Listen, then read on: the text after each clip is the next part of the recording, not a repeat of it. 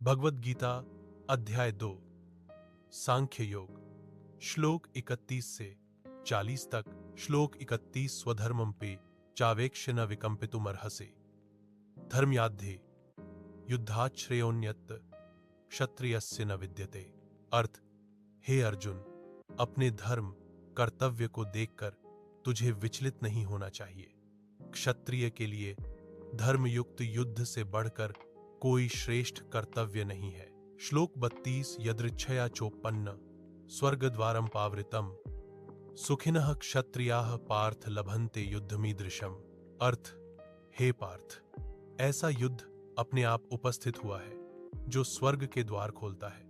ऐसे भाग्यशाली क्षत्रिय ही इस प्रकार के युद्ध को प्राप्त होते हैं। श्लोक 33 अथ चेत्त्वमिमं धर्म्य संग्रामं न करिष्यसि ततः स्वधर्मं कीर्तिं च हित्वा पापम वाप्स्यसि। अर्थ, यदि तू इस धर्मयुक्त युद्ध को नहीं करेगा तो तू अपने धर्म और कीर्ति दोनों को खोकर पाप का भागी बनेगा।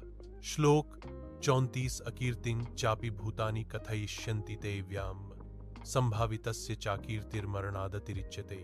अर्थ, लोग तेरी निंदा करेंगे और जो आदरणीय व्यक्ति है उसके लिए अपयश मृत्यु से भी बढ़कर होता है। श्लोक 35 भयाद्रणादुपर्तमं मन्स्यन्ते त्वां महारथाः येषां च त्वं बहुमतो भूत्वा यास्यसि लाघवम्।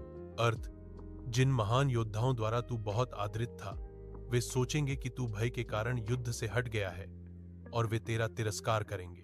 श्लोक 36 अवाच्यवादांश्च बहून् वदिष्यन्ति तवाहिताः निन्दन्तस्तव सामर्थ्यं ततो दुहकतरम नु किम।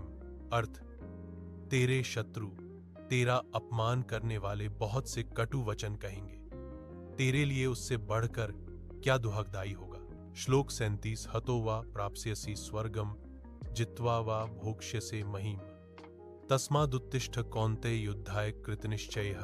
अर्थ, यदि तू युद्ध में मारा गया तो स्वर्ग को प्राप्त होगा और यदि तू जीत गया तो पृथ्वी का राज्य भोगेगा। इसलिए हे कौन्तेय, युद्ध के लिए दृढ़ निश्चय कर उठ खड़ा हो। श्लोक 38 सुख दुह के समय कृत्वा लाभा लाभो जया जयो ततो युद्धाय युज्यस्व नैवं पापम वाप्स्यसे। अर्थ, सुख दुहक लाभ हानि और जय पराजय को समान समझकर युद्ध कर, इस प्रकार तू पाप को नहीं पाएगा।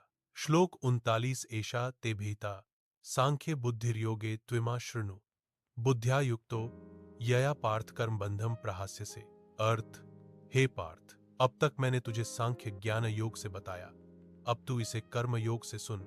इस बुद्धि से युक्त होकर तू कर्म के बंधन से मुक्त हो जाएगा। श्लोक 40 नेहाभिक्रम नाशोस्ति प्रत्यवायो न विद्यते स्वल्पमप्यस्य धर्मस्य त्रायते महतो भयात्तर्थ। इस कर्मयोग में न आरंभ का नाश होता है और न ही विपरीत फल होता है।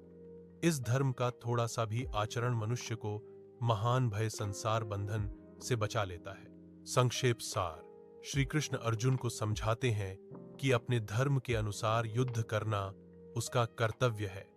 भय या मोह के कारण कर्तव्य से विमुख होना पाप है।